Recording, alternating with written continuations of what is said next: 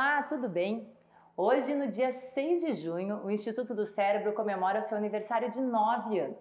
E para marcar esta data, a gente organizou uma série de entrevistas com temas relacionados a neurociências em uma linguagem bem simples, bem didática. A ideia é passar para vocês um pouco do conhecimento aqui produzido por meio das nossas pesquisas. E hoje está aqui ao meu lado o Dr. Jaderson Costa da Costa, ele que é neurologista, professor da Escola de Medicina, fundador e diretor do Instituto do Cérebro. E a gente vai conversar sobre a importância do cérebro no processo de cura. Olá, doutor, tudo bem? Olá, Flávia. Estou muito contente de estar aqui, principalmente no aniversário do Instituto do Cérebro, que é dia de São Marcelino Champagnat.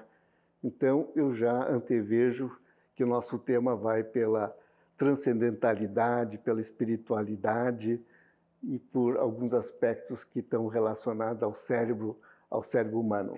Perfeito, vai por aí mesmo, doutor. Eu queria começar nossa entrevista te perguntando sobre esse mistério todo que é o nosso cérebro, né? A ciência ainda está longe de descobrir todo o potencial que o cérebro tem? É verdade, porque quando nós achamos que nos aproximamos desse conhecimento, na realidade, nós nos afastamos cada vez mais. Vou fazer só um pouquinho assim, para a gente fazer um pequeno exercício. Vocês imaginam que eu estivesse no século XVI e estivesse vendo quais são as habilidades, qual era o potencial do cérebro humano? Talvez, época das grandes navegações, disse assim, olha, você tem que conhecer cartas náuticas, o astrolábio, nós temos que procurar o desconhecido, ou talvez é ameaçador esse desconhecido, porque nós podemos cair num precipício. Então, a potencialidade do cérebro humano naquele momento era de uma magnitude. Mas hoje vocês colocam agora no século XXI e nós temos um quê?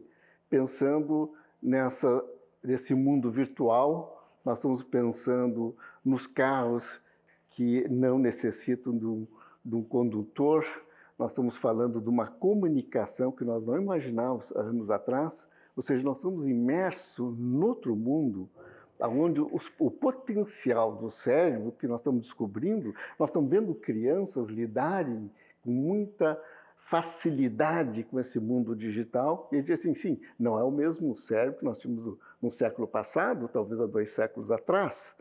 Então, quando nós pensamos que estamos desvendando a potencialidade do ser humano, abre-se para uma mudança de paradigma, uma outra janela, e nos diz, não, é muito mais do que isso. Então, eu diria que essa potencialidade, talvez, nós nunca chegamos a conhecê-la como um todo, porque esse cérebro está evoluindo, e à medida que ele evolui e se transforma, nós descobrimos que a potencialidade está mais adiante. Perfeito. Bom, indo ao encontro desta aula que o senhor está nos dando e vai nos dar, de forma bem didática, doutor, a gente tem 2 áreas do cérebro que são responsáveis pela razão e pela emoção. Seria isso? É maravilhosa a colocação. A gente coloca assim, dentro da evolução do cérebro, a gente considera que o cérebro está evoluindo, né? Se a gente compara isso dentro de uma escala zoológica, entre os animais, entre os próprios primatas, a gente vê que esse cérebro humano ele atinge um desenvolvimento, do ponto de vista estrutural e do ponto de vista funcional, muito grande. Ele provavelmente chega ao ápice desse desenvolvimento. E que a gente observa? Eu vou, talvez, simplificar com as minhas mãos. Nós temos uma parte central e uma parte externa, ok? Essa parte externa aqui corresponde ao córtex cerebral, essa minha mão, ok? E ele se molda sobre essa parte interna. Essa parte interna, nós temos uma parte que é chamada o tronco cerebral, que seria esse meu punho aqui. Depois nós temos uma área mais diferenciada que é chamado o sistema límbico, ok? E eu agora junto o cérebro está completo, ok? E aqui nós temos, que eu digo, esse milagre da complexidade, aonde nós temos essa estrutura aqui, chamada límbica, é responsável pelas nossas emoções, ok? E essa parte externa é responsável, principalmente a região frontal, mais anterior, é responsável pela nossa razão. Então a gente diz que é a razão, que é o logos, e as emoções, que é o patos. Isso aqui é a nossa vida instintiva. Então eu vou simplificar, eu vou tirar parte do córtex e vou imaginar animais que têm um córtex muito pouco desenvolvido. Por exemplo, um animal predador. Ele se orienta, porque o sistema olfativo, olfatório, exemplificado aqui pelo meu polegar, se conecta com esse sistema. E ele se orienta pelo olfato, ele diz, é hora de eu fugir ou é hora de eu enfrentar a presa, ok? Ele é pura emoção. Só que nós colocamos uma camada a mais, esse córtex frontal, e nós dizemos, essa emoção, eu tenho que freá-la. Essa emoção não é deste momento.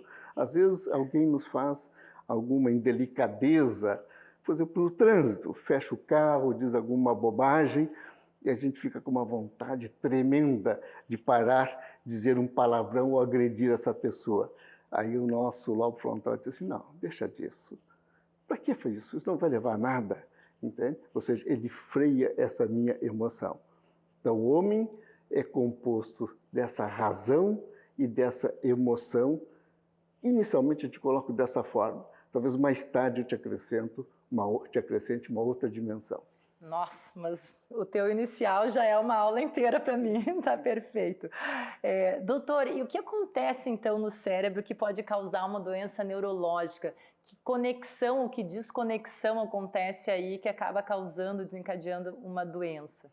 As doenças neurológicas do cérebro, se eu pudesse simplificar, evidentemente, tem algumas que são que determinam um erro na comunicação do cérebro, ou seja, ou interfere com a atividade elétrica do cérebro, como é o caso das epilepsias, ou ela interfere na comunicação entre as células nervosas. Um dos exemplos é a doença de Parkinson, onde a comunicação de umas células nervosas por uma substância chamada de dopamina, que é o neurotransmissor. O neurotransmissor é aquele que leva o recado, entende?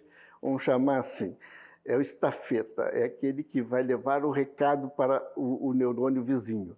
Então, esse neurônio não consegue falar com o outro porque está faltando o mensageiro, o que vai levar o recado. Então, a doença de Parkinson. Outras doenças não. A célula nervosa, ela começa, não funciona bem. Vamos chamar a maquinaria dessa célula nervosa, ela está alterada por razões bioquímicas, por exemplo, e essa célula funcionando mal, ela termina dando alguns transtornos. Por exemplo, na doença de Alzheimer, em que o depósito de substância amiloide, ele começa a travar essa máquina interna da célula nervosa e ela começa a funcionar mal e dando sintomas.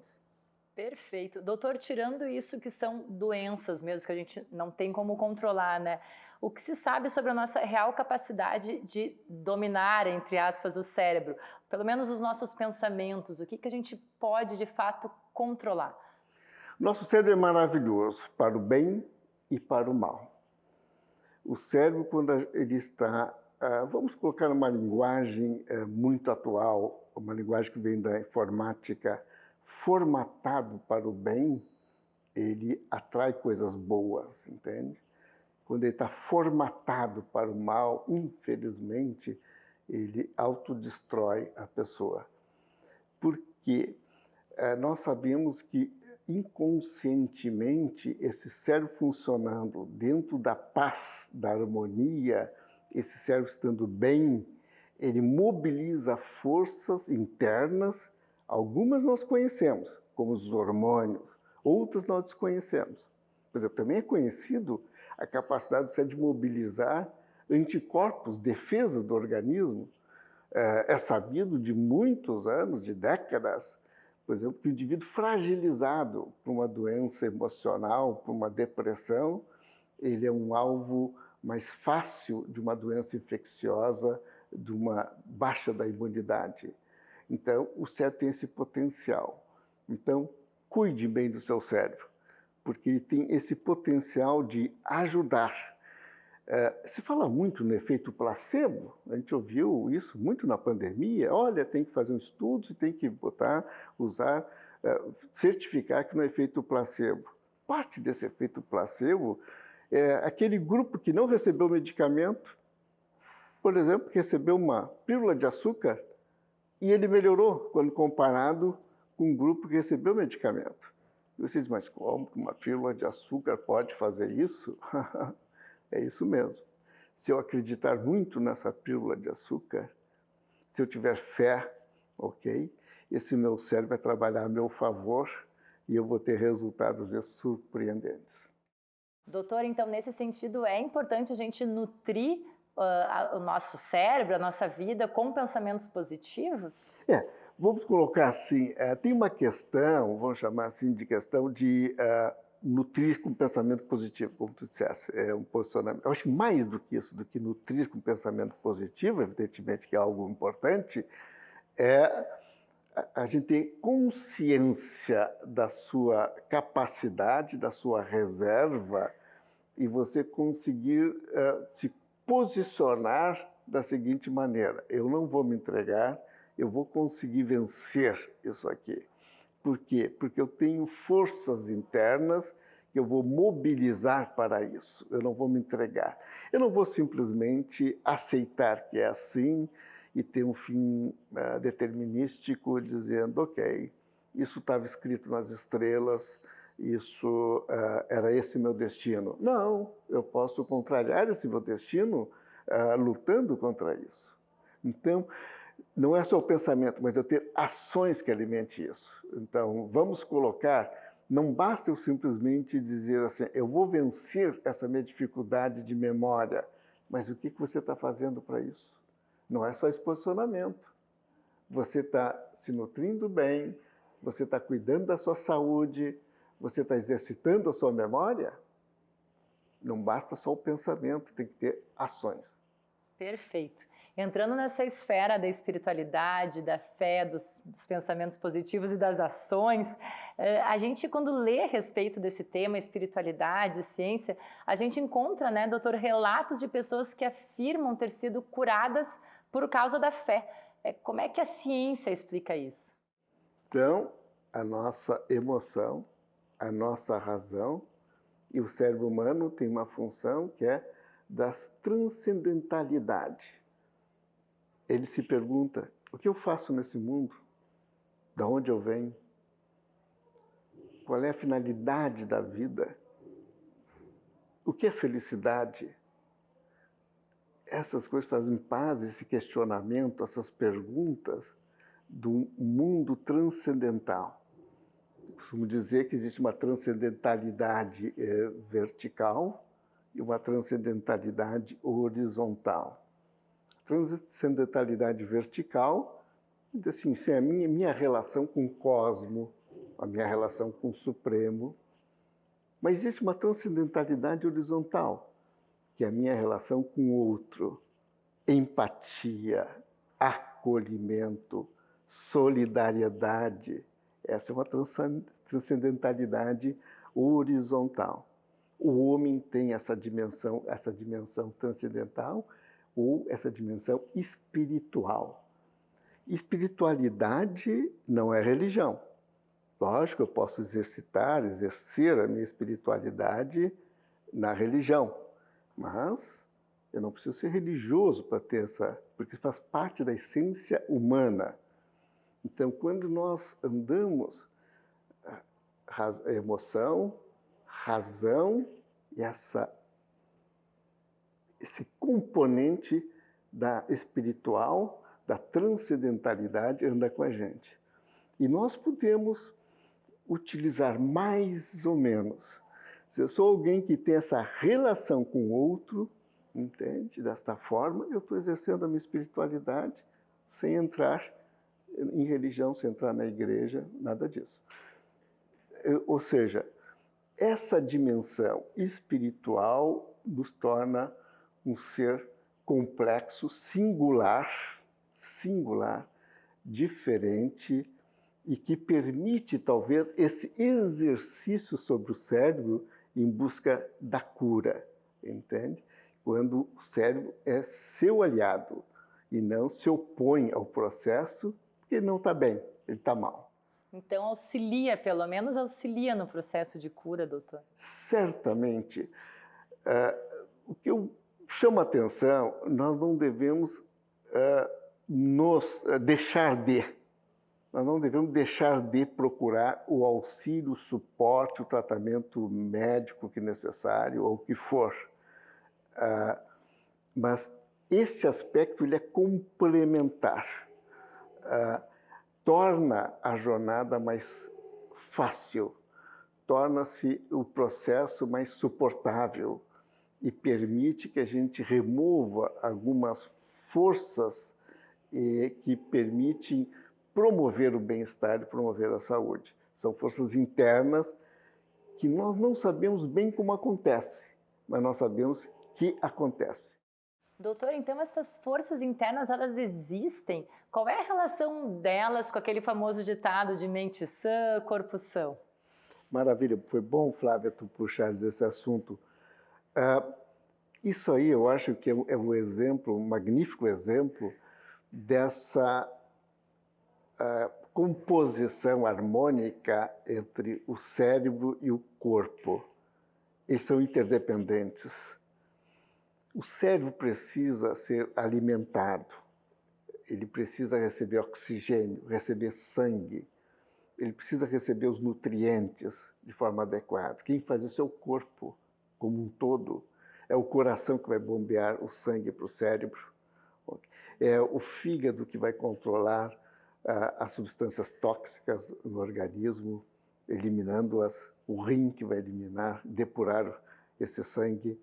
Então, quando se diz isso, se o corpo está são, isso ajuda para que a mente, no sentido do cérebro, né, que é a sede da mente, ele vai estar provavelmente muito bem.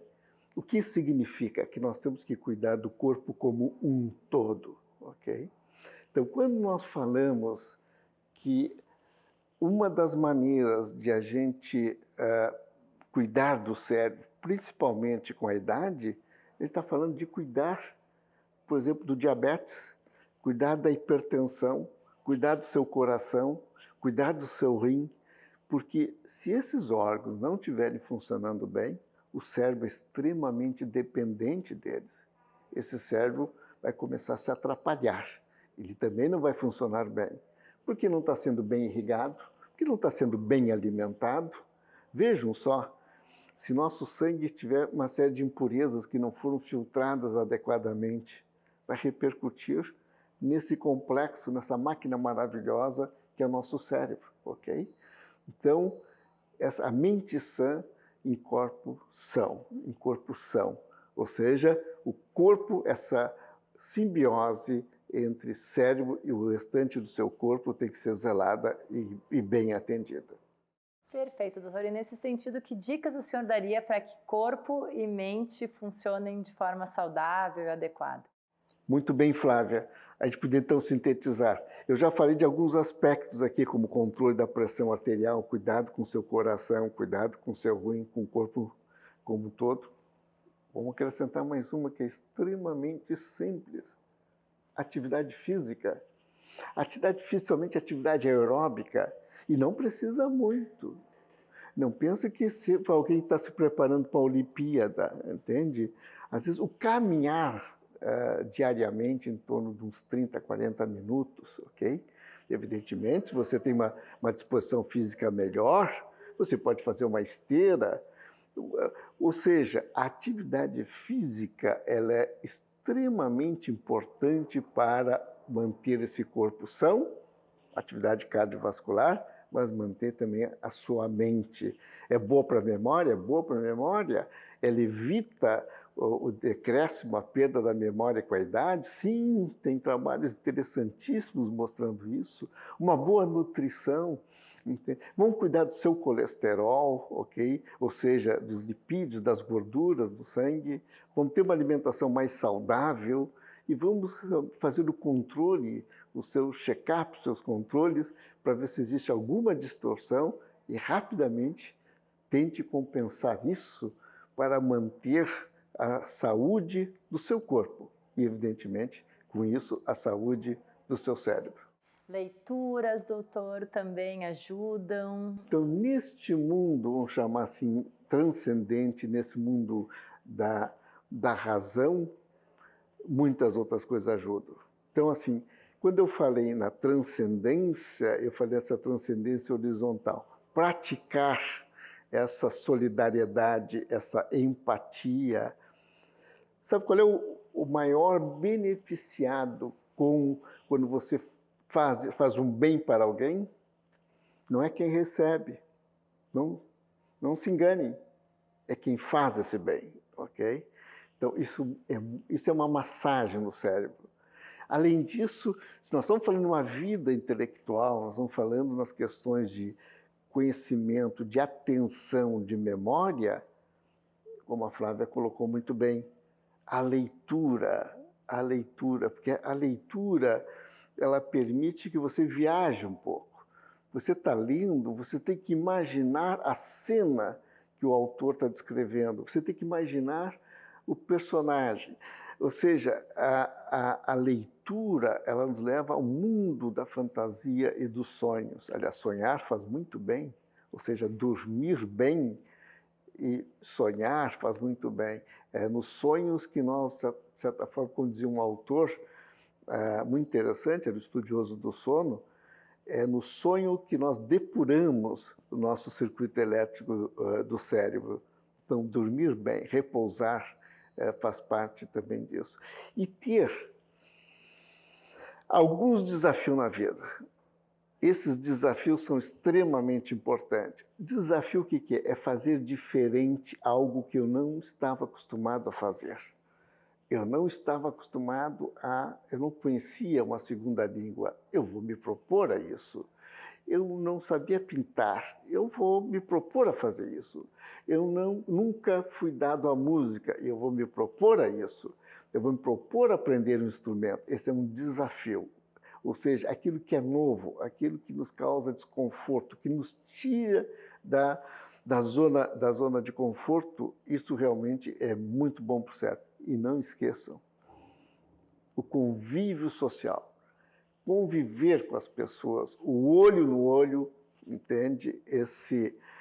Essa conversa, essa troca de afeto, quando você tem um problema, dividir esse problema, discutir, buscar soluções. Não se esqueçam que a atividade social, essa interação, ela é extremamente rica e ela é extremamente estimulante para o cérebro. Perfeito, e que possamos ter mais interação neste ano, né, doutor? É o que esperamos. É o que esperamos, que todos desejam. Doutor, não tenho como agradecer a aula que o senhor deu. Muito obrigada, tenho certeza que eu e todo mundo que nos assiste ficou encantado assim, com todas as suas belas e sábias palavras. Obrigada mesmo. Obrigado por esse espaço, meu carinho para todos vocês. Muito obrigada, e vocês que estão nos assistindo, a gente convida a continuar assistindo todos os vídeos dessa série de entrevistas que a gente produziu em função do aniversário do Instituto do Cérebro. Até mais!